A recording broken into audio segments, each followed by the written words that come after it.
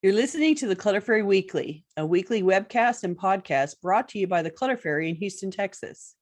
If you'd like to participate in one of our live webcasts, please visit cfhou.com/weekly. You'll find a calendar of upcoming webcasts, as well as instructions for joining the Zoom meeting via the app or by phone.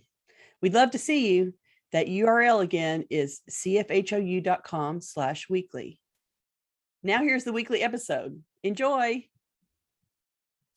Hi, Clutter Fairy fans. This is the Clutter Fairy Weekly for May 5th, 2026. I'm your co-host, Ed Gumnick, and I'm speaking with Gayle Goddard, certified professional organizer and owner of the Clutter Fairy in Houston, Texas.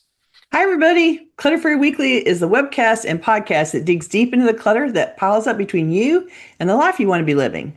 We explore the habits and behaviors that lead to clutter, and we suggest strategies to slow the accumulation, reduce the collection, and comfortably manage the stuff we decide to keep. If you're new to our Zoom meeting, we want to let you know that you can share your comments and questions via the chat, and I'll try to make sure Gayle addresses them before we move on to another topic. You can also use the raise hand feature if you'd like to ask a question yourself via audio or video. And we are streaming the webcast live on Facebook, so you can share questions and comments there, and I'll relay them to Gayle. We're going to start by talking about last week's weekly tittle, which was called Set or Reset Your Current Key Priorities. The assignment was to organize a short list of priorities to use as a tool for evaluating how you spend your time and energy. Let's hear from our participants in Zoom and on Facebook. Who created or updated a list of key priorities this week? Please let us know in the comments. YouTube viewer Susan L. offered a tip for both productivity and better sleep in a comment on last week's video. Susan writes, "Before I go to bed each night, I list on a Post-it my plans for the next day. Not everything has to get done. I carry over what doesn't. However, I highlight my top 3 priorities for that day. It's very simple and has worked for me for 40 plus years. Also, after putting it on paper, I've released my brain from all those thoughts and can have peace for a good night's sleep." I actually answered this commenter because I really thought she was killing it. It's truly a great habit she's doing that's helping her stay productive for sure. And I loved her thought that it releases her brain to rest. The idea that she's been keeping a 3-item Post-it, she's been highlighting the 3 most important things, and has been doing that for decades is so amazing to me that truly at 40 years, you can say it's a habit, right?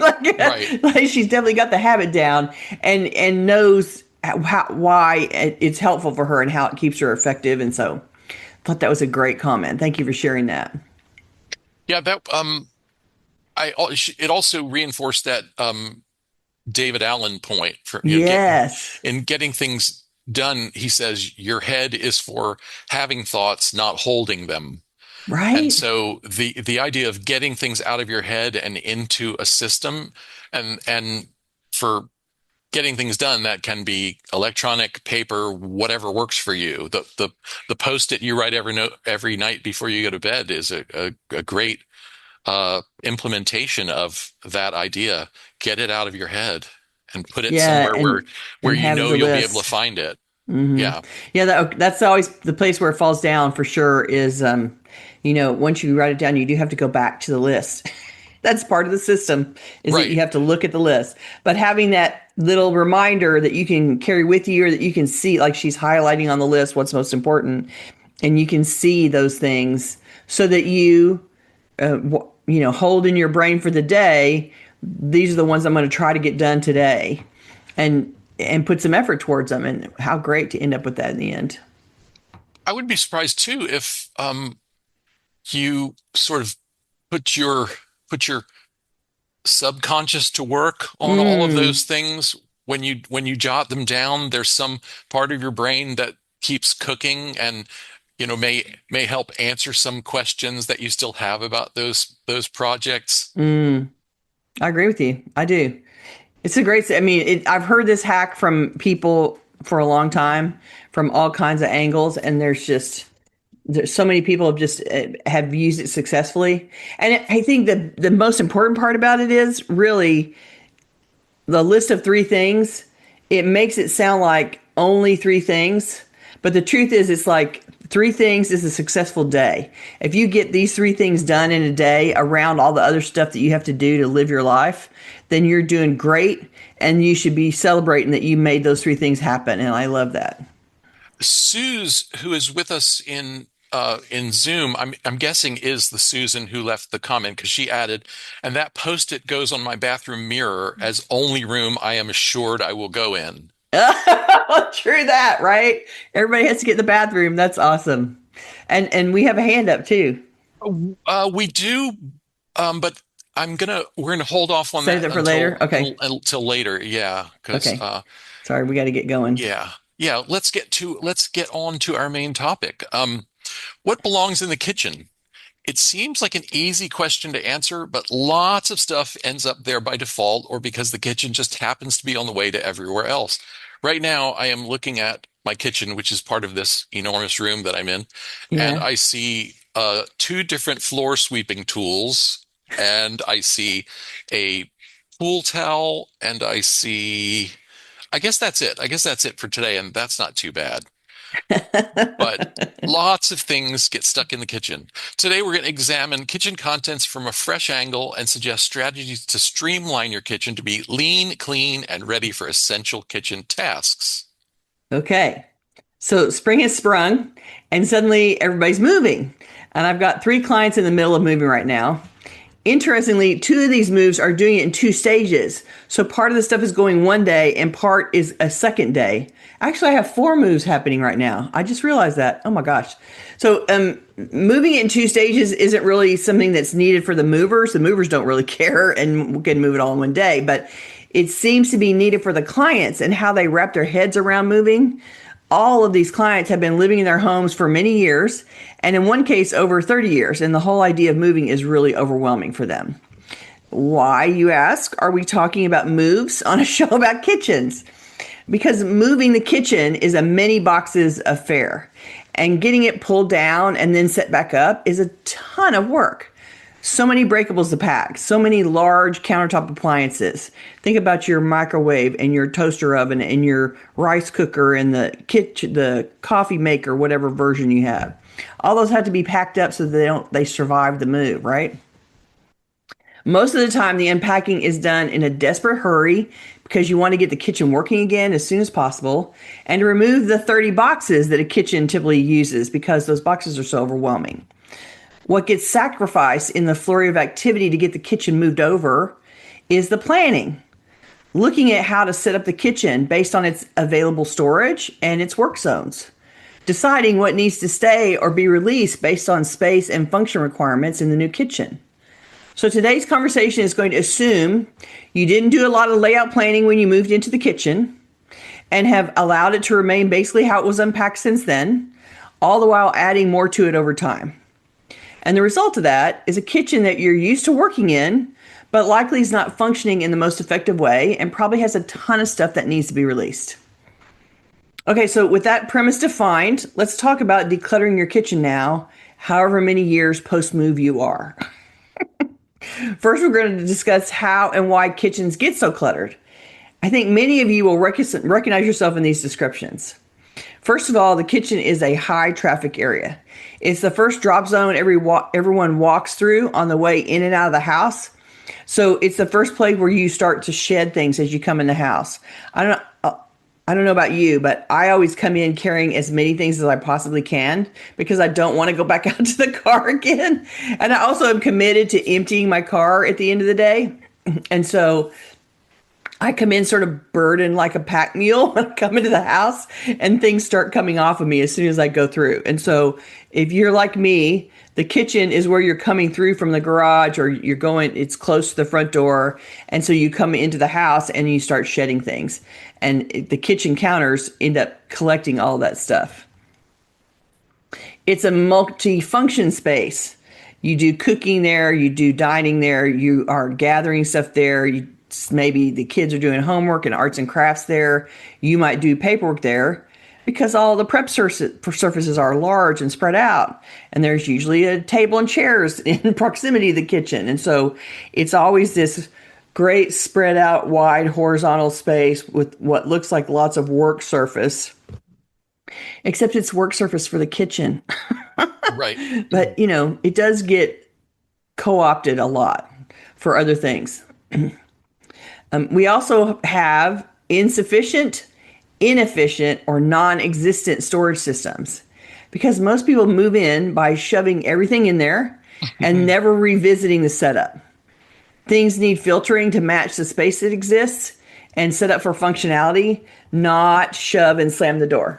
So, but when you're unpacking from a move, that's exactly what happens, right? You just unpack a box, you look at the thing in your hand, and you just go shove it in a cabinet somewhere and close. And you might give it 20 seconds of thought, and then it's all up in there. And so it doesn't really end up in a place that makes sense most of the time. There's also the kitchen gets cluttered because there is a lack of daily routine maintenance. And this is a place that turns over like a restaurant several times a day based on how many people live there. And so that's a lot of use and a lot of cleanup constantly. And if you don't have a consistent maintenance routine here, it'll become a disaster quickly and one with wet and spoiling food residue involved. And that is just gross.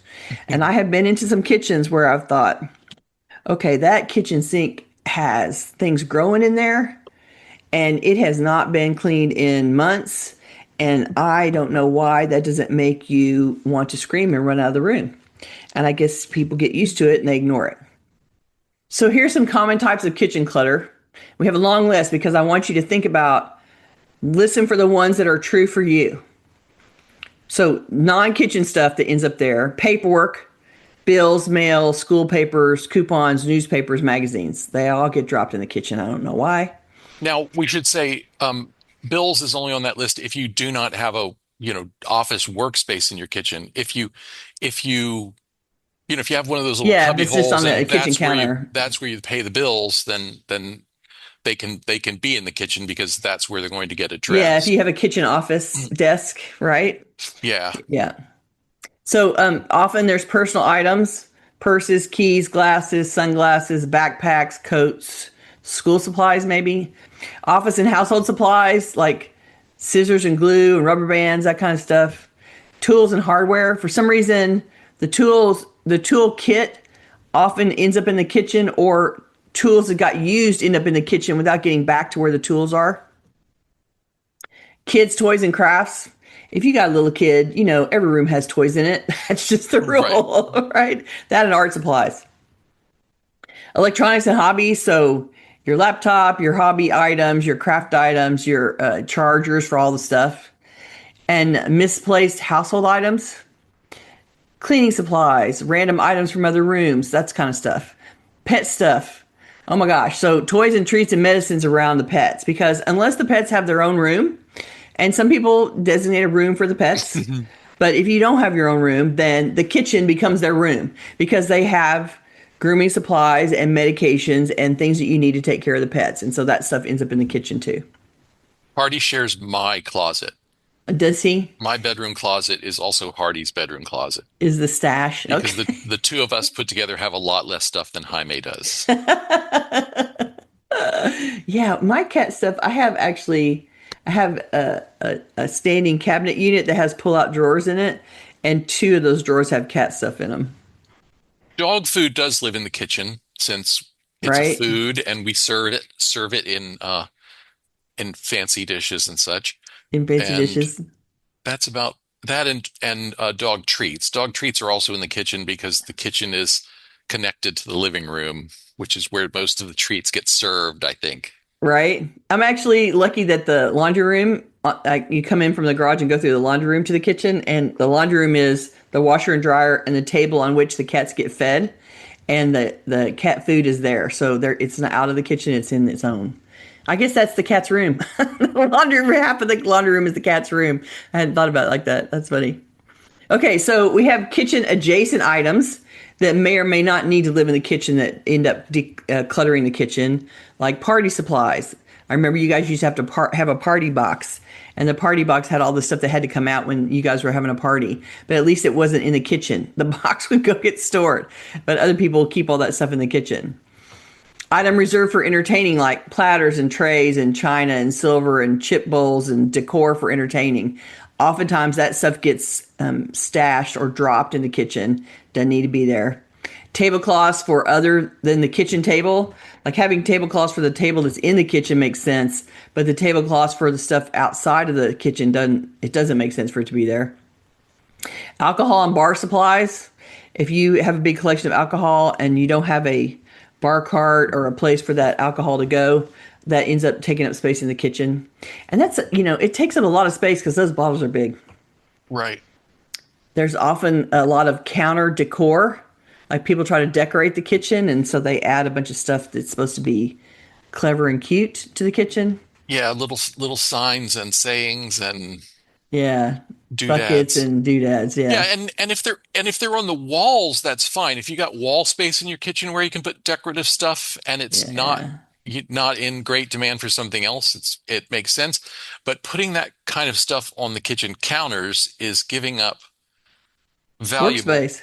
workspace for Mm. decoration. And And maybe storage space. Yeah. I mean, I yeah, think that's something that people can overdo in adding to make it look pretty, and then they subtract space where they can put an appliance or have a place to work on. So yeah, antique tools or equipment for decorative purposes, like you find all the old school kitchen gadgets, and then put them out there like because because they're they're room cute appropriate and decor, right? right.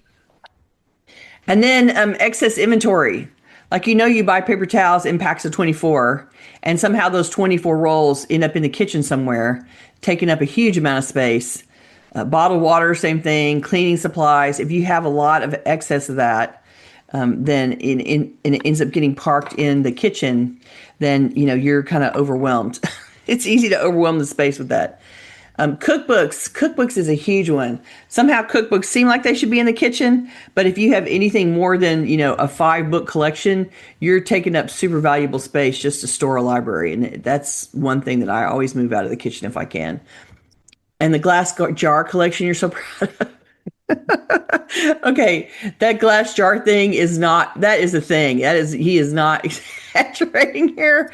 Like that glass jar collection, everybody keeps out like they use the jar, they wash it, and they're like, that's a good jar. And then it goes into the jar collection in the kitchen, and like you can't possibly use all of them that you save.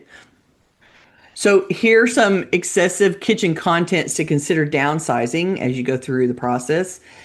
Plastic and paper goods. How many plastic forks and knives do you need? How many paper plates do you need? Excessive food storage containers, plastic bags, the random stack of paper plates. Like, I don't know what it is about it. You buy a pack to go with a event.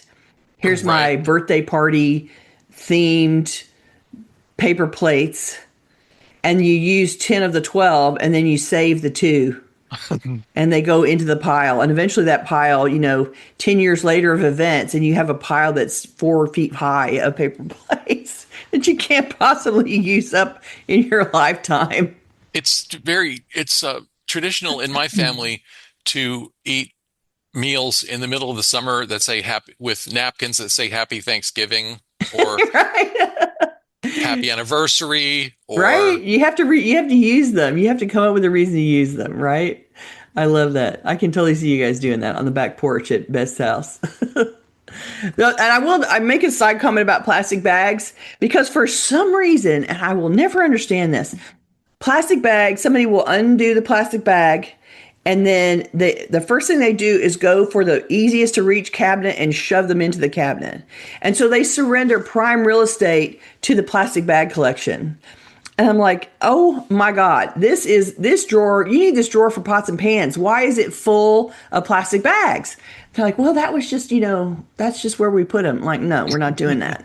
Out it comes. We need this for the pots and pans. And the thing is, the plastic bags they can be crushed into the smallest little thing. It doesn't need to be a big fluff in a double wide open drawer in the middle of the kitchen. So yeah, that's one that I'm always like, no, where are you hiding the plastic bags? I know they're coming out. Reusable bags. Yeah, we end up with a whole bunch of reusable bags hanging in the kitchen. In theory, we're going to do it for our grocery shopping, but we always have 30 more bags than we would ever use in a grocery run. Like we've got 10 that we like, and then we have 30 more because they're reusable. Yeah, start reusing them by filling them with donations and taking them a donation.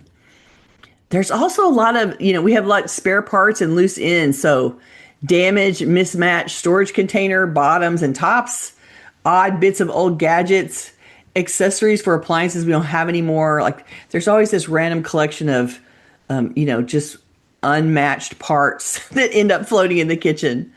Oh, and then there's the whole mugs and travel cup collection. Like either you have 4 million mugs for coffee, or you have 4 million travel cups, with the screw on lids and the pop up and, the whole thing. Right. You get Because, another one every time you run a 5K or donate to a charity or or go to any kind of an event right, and attend there's a another travel mug. festival, right? Yeah. And I'm like, yeah, you don't have to take that home. You can leave it where it is. But people accumulate those things and it takes up a lot of room.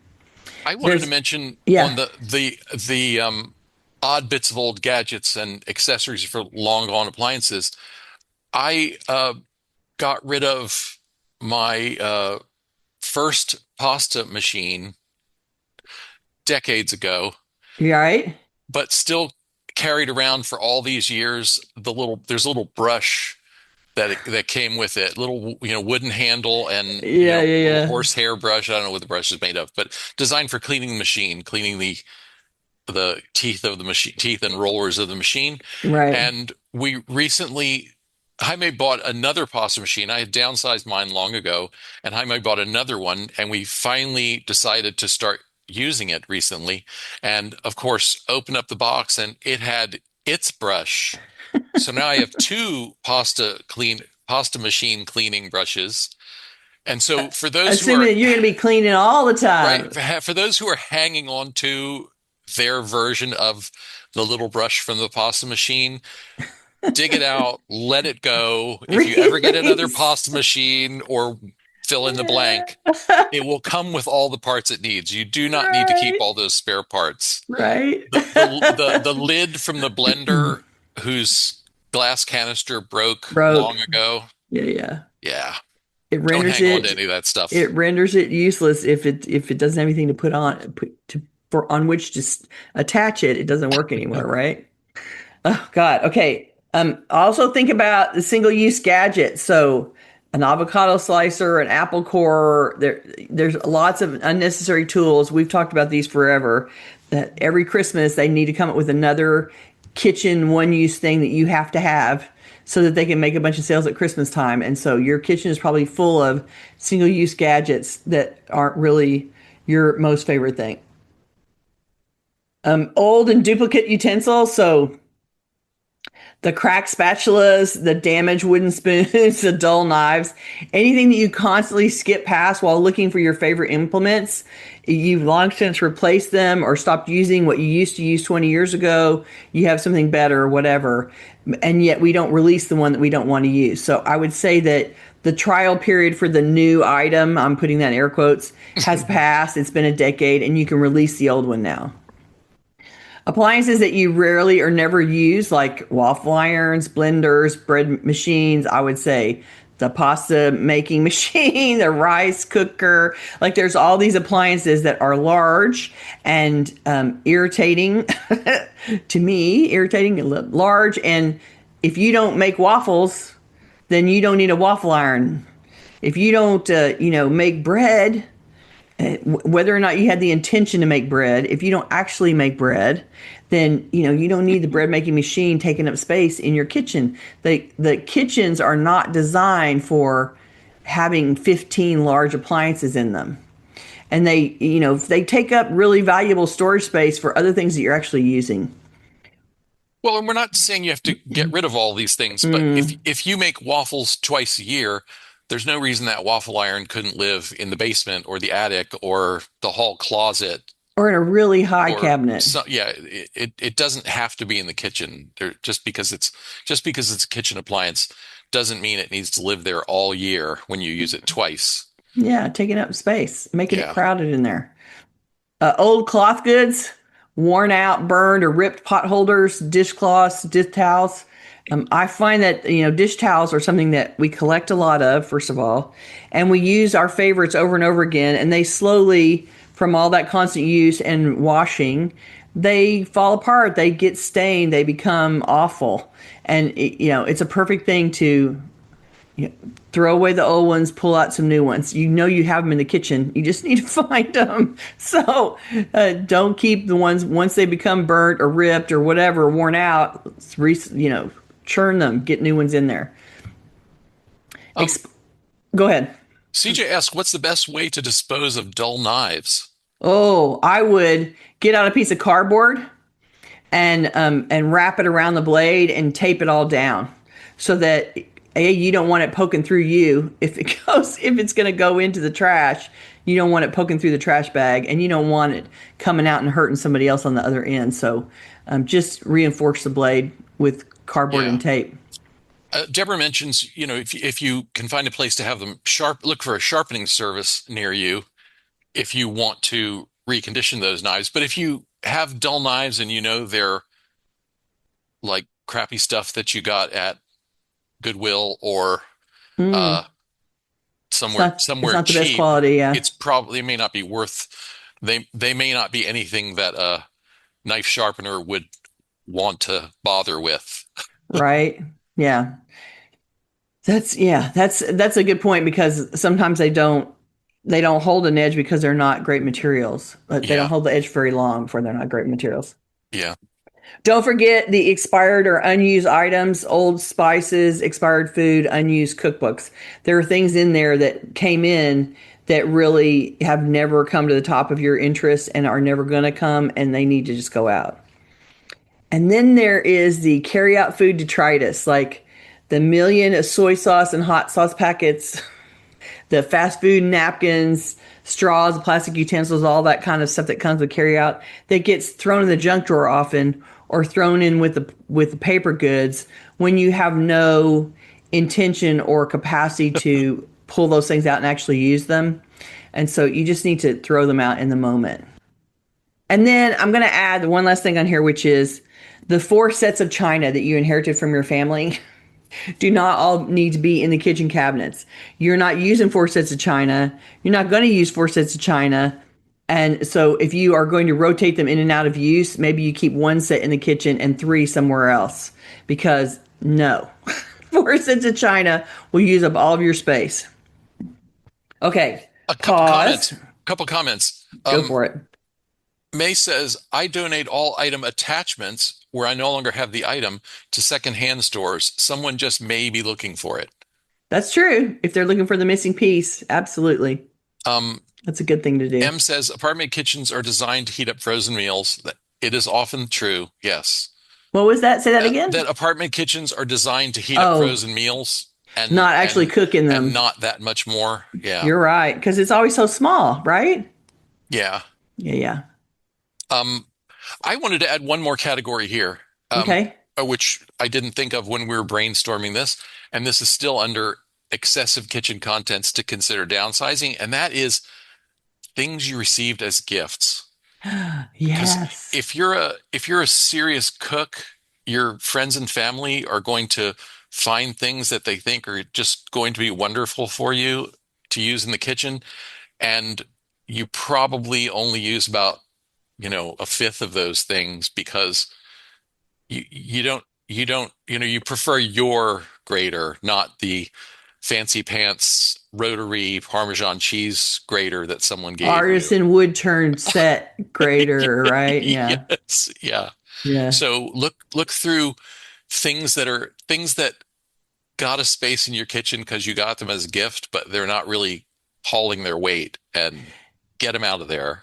And you know what I would add, when you get gift sets of perishable goods, right. The gift set that has, fancy mustards in it or something. Yeah. Don't put it in a package. Don't keep it in its gift setup. That's how they sell it to you, not how you want it. And then, open it up, take all the pieces out and look at them and go, will I even remotely use this? And if the answer is no, then donate it to a food pantry immediately. Get it out of there.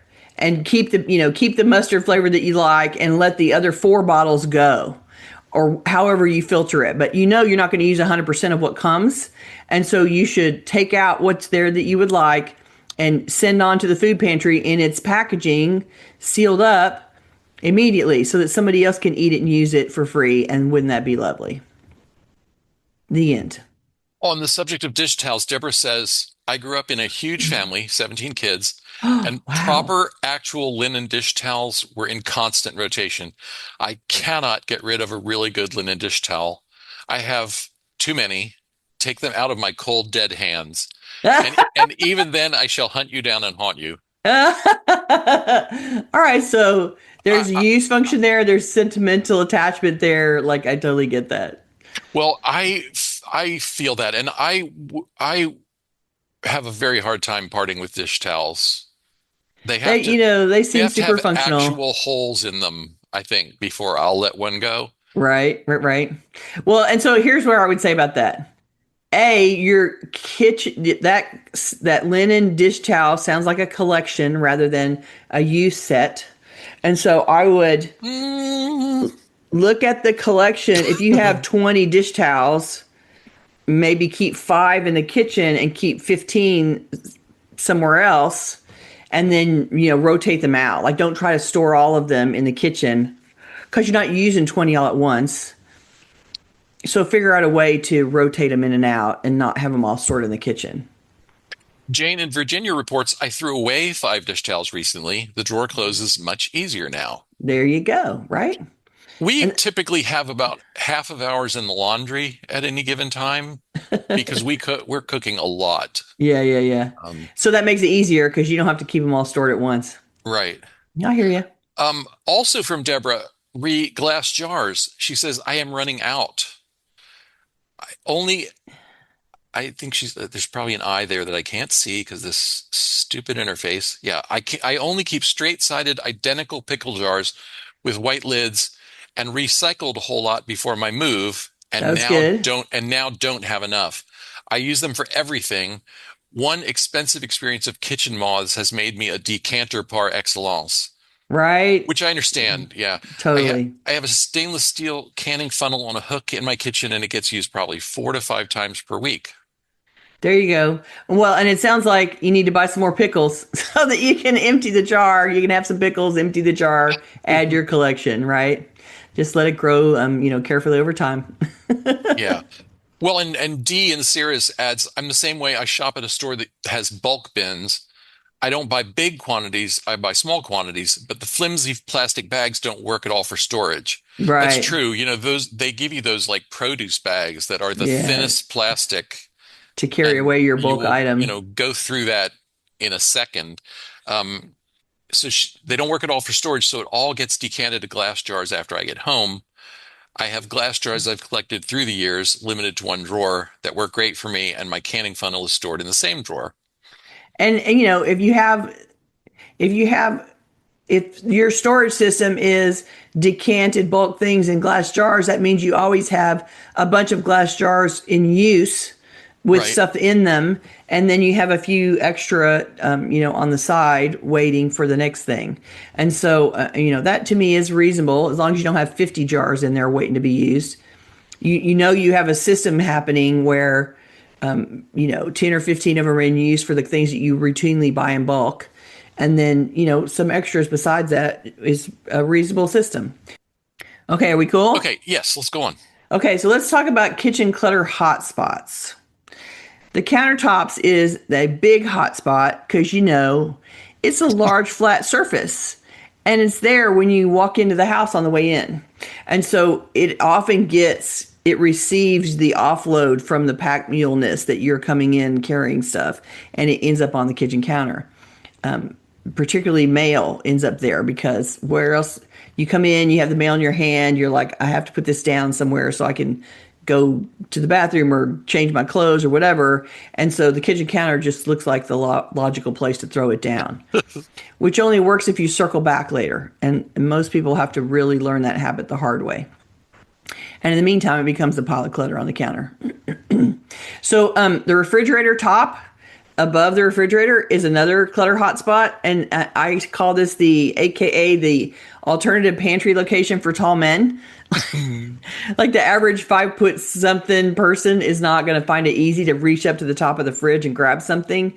I often see like cereal boxes up there in bins with so larger things are easier to grab. But for somebody like Ed, who's 6'4", reaching it, that's kind of shoulder height for him on top of the fridge almost. And so, stacking, lining pantry items up there, it's normal for him. So, but for somebody who isn't it's not as easy to get to the top, then it becomes kind of this out of the way parking space where things get thrown and cluttered up there. And then it's like super big. And if you have cats, they try to jump up there and knock stuff off, and it's a big mess. The junk drawer is another clutter hotspot. I don't know what to do with it, so I'm dumping it in this drawer. And let me just tell you, if you ever go to do a junk drawer reset, you will be so shocked about all the things that ended up in there. It's really quite easy to fill them up, and with the most irrelevant things that have nothing to do with the kitchen, and why on earth is it here? And it's really just I'm hiding it from myself. I don't want to make a decision. I'm shoving it in this drawer. Okay, you kind of glossed over the mugs fairly quickly, and so I want to dig a little deeper for Dorothy. Okay. Dorothy says, "I love to collect mugs for my travels, including museums. I now house them on mug trees on the counter, and I hate how it takes up my counter space, which I need for food prep. However, I don't want to let go of them. I love to drink coffee and remember the trip. Most cost more than $15 each. I'm in a quandary." Yeah, because that is mugs have a big footprint, right? Yeah. And a row of mugs takes up a lot of space, and a little tree only holds so many of them, right? Like I've seen things with mugs for 4 or 6 or 8, typically, right? Mm-hmm. But then the width of that is probably a foot by the time they're full, like hanging on all sides. And it's tall. It might be 12 inches or 18 inches tall, and so it's filling up a lot of vertical and horizontal space with stuff that you can't use 15 mugs all at once. How many did she say she had? I mean, she didn't mention a number. Yeah. But if you've been collecting them for all your travels, if that's your thing, then that's really a keepsake collection, and it needs to be displayed to be used, but you probably have more of a volume than you would really normally use, and like you can only have one cup of coffee at a time, right? And you're never going to have 20 people in your kitchen drinking coffee at the same time. And so it's really a whole collection over 20, she says. I saw that go by. Okay. So you're pulling down one at a time out of 20. And so that means that 19 have to be taking up space somewhere. And A, you don't want them all in your kitchen cabinet. And B, part of why you like to look at them is because that's the memory part of it, right? And so I think this is something that you have to take off the counter and get on the wall. Because if you want to be able to see it and pick one every day, but it needs to be hanging up in the air so that it's not taking up counter space. Right. And then the question is, in the kitchen, all the walls have cabinets on them and backsplash on them, and so there's not a lot of open wall. But you might also think about hooks underneath the counter. Like you could, if you think of it as like making a curtain hanging down below the upper cabinet at the back wall. If you put little mug cups up at the top, like some kind of hook, then you could have all those mugs hanging up in a row across the backsplash as sort of a combination of I use these coffee mugs and their decor, but they would be off the counter. Right. They won't have a counter footprint. And the tree won't be there to be in the way, right? And so the other thing about mug trees is unless they spin, you have to be able to reach at it from multiple sides to put mugs on and take mugs off. Yeah. So it takes up more than just its footprint. It needs some shoulder space as well, Right. And I might, if you wanted to have one tree next to the coffee pot, right, that had 6 mugs that are your favorites or whatever, you could surrender that amount of counter space if that felt useful. But it might be just as easy to hang the, hook. You won't be able to use a little real short cup hooks. You're going to have to get longer cup hooks because of the size and the angle of the handles of regular coffee mugs. But if you roll them across a cabinet, under a cabinet against the wall, so they're not getting knocked by you reaching under the cabinet at a lot, they need to be back up against the wall. Then they can be decor, and you can still go and pick, and hopefully they'll all fit where you're where you're thinking of putting them. Yes. We've solved that problem by having one mug tree that's, we'll call it in the kitchen. It's in the area that the kitchen overflows into, Gotcha. And Okay. then the rest are on additional mug trees in the china cabinet. And those will come out if we've I guess. had used up so many mugs that we had to go to them, or if we have company. Yeah. Yeah. Okay. All right. Let's keep going. Okay. Sorry, I cut you off while you were still talking about kitchen clutter hotspots. Okay. So the last one is under the sink. So one of the things that we put under the sink is every cleaning chemical that we own. Sometimes kitchen related, sometimes not. And we are just sort of gathering all of our chemicals in one place that feels safe, I think. And then we end up shoving so much under the sink. And, the theory is I'm cleaning so much, I'm spending so much time cleaning, I'm going to need all of these options of cleaning, which is total sarcasm on my part. You're not cleaning as much as you have cleaning materials. And so go through and be realistic about, do you actually need all these varieties? Would you actually use all these products? And if the answer is no, offer them to friends, dispose of them responsibly, get them out from underneath your kitchen sink. That is not an endless room of requirement under there. It's a small cabinet with a bunch of plumbing in the way. And so it can't hold that much stuff usefully.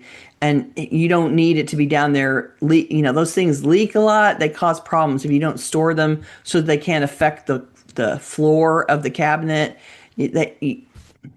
Whenever you clean it out there, you always find some kind of residue, some kind of something's Slime. burned the paint up. It's eaten away the wood. Like, those are caustic chemicals in those containers, and they mess with cabinetry. And so it is always something that gets overfilled with lots of toxic mess, and then you don't use it all, and then you can't find what you have anyway. So that's always a hot spot for sure. On the under the sink, May says, I only keep what can fit into a container, There taking you away go. method, so as it can be quickly removed if a plumber is needed. Yes, and I've had to do that exact thing, right? And I was able to pull out. I have 2 containers under there, and I was able to pull them both out and sit them on the counter, and then and then the cabinet was completely free for him to get into. So that's exactly it. And they're in containers because if something oozes or leaks, it's eating the plastic. It's not eating my wooden cabinet floor, and so much better. And I can take the if it does leak, I can take that container out and wash it and maybe recover it. And so it's easier to lose the $5 plastic container than to have somebody come and rebuild the inside of your kitchen cabinet. I'm just saying. Right. Right? Okay, so let's talk about the kitchen reset before we run out of time. Here's what I'm saying to you. The bottom line is, if you moved in with no plan, or you stuffed it all back in after a remodel, or you've been there so long you can't remember when you set this kitchen up, it's time for a blowout reset. And that means pull it all out, make new decisions on everything based on your current life if you really need that thing. Do you really need the pasta maker? Or did Yes, pasta absolutely. maker was a good idea 10 years ago? Ed, of course, is now using the pasta maker. But, if you bought that pasta maker or somebody gave you that pasta maker, you had a moment that the idea of making fresh pasta was thrilling to you, and you did it for a year, and now you haven't done it for 9. I think it makes sense that, that was a season of your life, and you can let that appliance go. Plan where things make sense to live. Don't just put the things that you're keeping back in their old place unless it makes functional sense. Act as if you have never lived in this kitchen and consider all the possibilities of where something can go. there may be a choice that will significantly change how your kitchen functions and make it easier for you to do what you need to do. And this never happened because you didn't stop long enough to think about it hard. You've certainly used the kitchen a lot, and you know where your pain points are, and you know where you get irritated while you're working in there, and you know where it's hard to get to something. And think about those times in the kitchen where you're, grumble, grumble, grumble, or this annoys me, or I wish this was different. Whenever you've had those thoughts, think about those and how can you fix those and account for them and correct them. This is the time to do that. It doesn't have to go back to where it's been living for the last 20 years. You can look at the kitchen and go, brand new space, completely blank canvas. What am I going to do with it this time? And change it up. And whoever is sharing the kitchen with you can relearn where things are. We know that we all know where it is right now. And oh my gosh, we don't know where it's going to be. And yes, there will require some adjustment. And you can do it. I can promise you, practice will make it, you will learn it again. And there will be less to learn because we're going to get rid of a bunch of stuff too. So, hopefully where it makes sense to be is where you can put it, and you'll learn quickly where it should be. If you do this right, at the end, all your things will be stored or sitting in places that make sense for how and when you use them. So the coffee mugs will be near the coffee maker, and the silverware will be near the, dinner plates where you're going to serve and plate and give out food to go eat. Thinking about where those things are in relationship to how and where you use them will help the kitchen function better. It'll be easy to get things in and out of the cabinets without struggle. There will be air spaces in the cabinets. And when I redo a kitchen layout, it's one of the most common comments that I get from clients. Look at all that open space in there. That's because I put things into the cabinet and leave air so that it makes it easy to pull things in and out. So I'm not stuffing it. That's the goal. The goal is that it's easy to pull it out and it's easy to put it back. So you want functional usability in the kitchen storage areas, not storage filled to maximum capacity. Kitchens are really active zones. They're not storage units. So build the kitchen layout accordingly so that those cabinets and those drawers are easy to actively use, not overstuffed beyond capacity. Your workspaces, the countertops, the island will be clear. So there will be places to put things away after its use, and you can unload the dishwasher in the place where the things need to go. Like as you unload it, you can take out the things that go in this drawer all at once, and you can take out the things that go on that cabinet over there all at once. So you can unload the dishwasher with purpose about where it's going to be put up, which means that you don't have to unload the dishwasher all in one sitting if you don't want. And ultimately, you will have released a lot of kitchen stuff that you really aren't using and have kept because it was been hiding in the back of a cabinet, or it was deemed still useful. But removing things that are still useful but not really useful to you means the kitchen will work better for you, and you'll reap the reward of that all day, every day. So make use of this opportunity for a big purge of contents. And I will tell you that the people that are moving, that have been in their house for 30 years and are now moving to a completely different, they're going from a home to a large apartment, and the kitchen layout is completely different. And every box that we've opened in the kitchen, half of the stuff ends up on the donation counter because it's like we didn't have time to do it on the front end. And on the back end, we're making all those choices like, do we really need that? No, then it goes on the donation counter. And so I don't have to make it fit in the kitchen if I decide before I lay out the kitchen that it doesn't need to be there. And so this is your chance to pull out all the contents and look at all of them and be very intentional about deciding what needs to live with you and what can be released, because you don't need storage space for things that you've released, is what I'm saying. So take this opportunity. It will be a big project, but it can be done in a day or two, depending on how dense your kitchen is. You'll be amazed at how much trash you find, all squirreled away in random places. And you can really improve because you've gotten used to the physical layout of the kitchen and the cabinets and where the appliances are, you have a very strong working knowledge of the layout of that kitchen. And when you realign the contents with your understanding of how the kitchen is laid out and works, you will be amazed at how much more you enjoy being in the kitchen and working in the kitchen. It will bring a great bump in effectiveness and ease of use. And you will not be sorry for the day that you spent emptying every kitchen cabinet, or the weekend you spent emptying every kitchen cabinet and going through and making all those decisions. It'll be totally worth it. It's one of the places where when I do a refresh, somebody calls me and says, blah, blah, yuck, my kitchen. I'm always like, oh, this is going to be a good day because I'm going to get in there. I'm going to shuffle, shuffle, shuffle. I'm going to rethink how to use the cabinets in ways that they have been using them. And they're always so happy at the end because it's a complete, Their lives get easier. it's a structural reset that really supports them using the kitchen. And if the people are, they like to cook and they're active cooks and more than one person cooks in there, it really affects everybody in the house. So go for it. You might also find something that you can repurpose elsewhere that doesn't need to be in the kitchen. Mm. Deborah says, my mug tree is in my bedroom. Huh. I plop some dollops of hot glue at periodic intervals, and I keep all of my bracelets on it. There you go. That works totally. She Staggered also poles to hang mentioned, things on.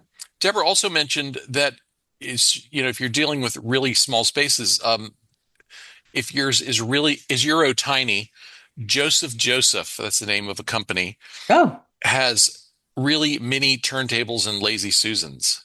oh, that's helpful. Yeah, Yeah, because sometimes the cabinets are not very deep, right? right, The upper kitchen cabinets are usually shallow, right. and then the lower ones are a little bit bigger, but the upper kitchen cabinets may not be more than, they can be as narrow as 10 inches. Most of the time they're 12, but sometimes I've seen them as 10. And, sometimes there's dinner plates bigger than that. Like you can't get them in there because they're not deep enough for a regular plate. And so Right. you have to pay attention to that. They're narrow. Yeah. Let's see if we have any other more comments. CJ mentioned I don't keep stuff under the kitchen sink anymore after we had a terrible clog in the P-trap. The plumbing broke apart and spilled kitchen gunk all over everything. Ew, Yeah. ew. Oh, yeah, that must have been a nasty cleanup. Jane in California says with the kitchen cabinet reface and update, pullouts, etc., more thought was given to what to keep and where. The kitchen is much better organized and is easy to use because only things I use were put back and I chose where to put them. Yay, good job. That's awesome. Yeah, Um, I actually have a client that is in North Carolina who did a complete kitchen remodel. And so she called me when it was time to move things back. And we've been virtually resetting the kitchen I've been looking at her with the camera. And we've gone cabinet to cabinet and repositioned everything. And so her pile of discard has been quite high. So it's been good. M asked, how about kitchens which have to do double duty, say as a craft area because of running water or place to repot houseplants? Do you have any Mm, thoughts, tips? My thought on repotting houseplants is to, use some sort of large shallow tray Trey. so that Yeah, you yeah. can bring it from wherever you stash it and it won't make a mess of the counter As much of a you're mess on the as counter. much of a Yeah. mess on the counter at any rate. Yeah, yeah, yeah. Um, any other Yeah, I thoughts did. on My that? brain went like this because I was like, craft and planting are two Right, right. different. Like, Yeah. I froze there for a minute from that. Yeah, the crafting thing. If you're actively using that sink as a crafting cleanup or water source for your work, it depends on how often you use it. I would say if you're crafting like that all the time or every week or something, then maybe you designate a cabinet or a shelf for stuff related to that craft. Like it becomes you need supplies related to that craft. Maybe one of the buckets under the sink is craft related that is associated with using the water. It might be better to relocate some of the kitchen, the cleaners that have typically been down there and have the cleaners be somewhere else. and have your craft supplies that are related to the water. So don't move all your craft supplies into the kitchen. But if it's water source stuff, move that stuff into the kitchen and put it in under the sink or one of the cabinets. And a cabinet is up out of reach because the theory is it's all going to be in a bucket, and you can put the bucket up, a little bit higher out of the way and pull it down when you need it, work with it, and then put it back away out of the way. And that's just a matter of how frequently you use the stuff. If you do it all the time, then I would come up with a place for a rolling cart to be that has craft supplies in the water-based craft supplies, and you can roll that cart up to the kitchen sink and do your thing and have your craft day. And then when that's done, you restock the cart and roll the cart back out of the kitchen. Okay, we are just about out of time. So I do have a special announcement I wanted to share.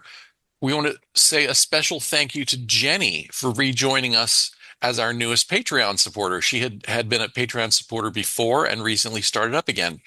If Thank you'd you, like, Jenny. if you'd like to help support our efforts with a recurring monthly donation, please visit cfhou.com/Patreon.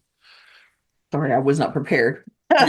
Your contributions help us offset the cost of producing the weekly webcast and will help us fund new projects in the works. Thank you for your support, Jenny, and all our generous underwriters. Thank you so much. And we will be back next week, Tuesday, May 12th at the usual time. Gayle and I are still bickering about what the topic will be for next week, but keep an eye on your email and watch for an announcement. And Gayle, why don't you give us the weekly tittle? Okay, this week's weekly tittle is called 3 Strikes. This week's assignment is to lighten your kitchen clutter by eliminating some of the items we've talked about today. Identify one item from each of these 3 categories. A non-kitchen item that has found their way into the kitchen, a kitchen adjacent item that could be more reasonably stored elsewhere, like the serving platters can be in the buffet in the dining room. Excessive kitchen contents that you're ready to part with is the third one. Relocate the first 2 to more appropriate places elsewhere in your house, and then gift or donate or discard the excess kitchen content you've identified in the third category. I think the goal here is to just give you a sliver of a taste of what you're going to do as you go to reset the kitchen. And you can just do it one of each category at a time, just as a taste tester. Just think of this as a dry run. And so pull something out that doesn't need to be in the kitchen. Pull something out that could be stored somewhere else. And pull something out that you can release because you are not going to make pasta anymore by yourself. And the bloom has gone off that rose. You can let that pasta maker go and let somebody like Ed find it and bring it home and try to make pasta again. Okay? Do all that and then come back and tell us how it went. And let's some of you be ambitious and consider redoing your kitchen. I'd love to hear about it. If you're watching this on YouTube, we'd love for you to join us live. To get notifications about upcoming events, we invite you to join the Meetup group by visiting cfhou.com/meetup. You can also follow us on Facebook by visiting cfhou.com/Facebook or join our mailing list by visiting cfhou.com/subscribe. We love to hear from our audience, so please keep your questions, comments, and topic suggestions coming on YouTube, Facebook, or anywhere that you find us. You can always reach us through our website at clutterfairyhouston.com. And don't forget, if you are the person that watches this on YouTube afterwards, cfhou.com/YouTube, where all of our library is, please subscribe and like the videos if you enjoy them, because that helps us, stay popping and being suggested to people to watch in YouTube. So we will hope to see you there. Thank you so much for joining us today. We love talking about kitchens. The 2 of us both have a lot to say about kitchens. So this is a good topic for us today. All right. And we will see you next week. Bye. Bye-bye.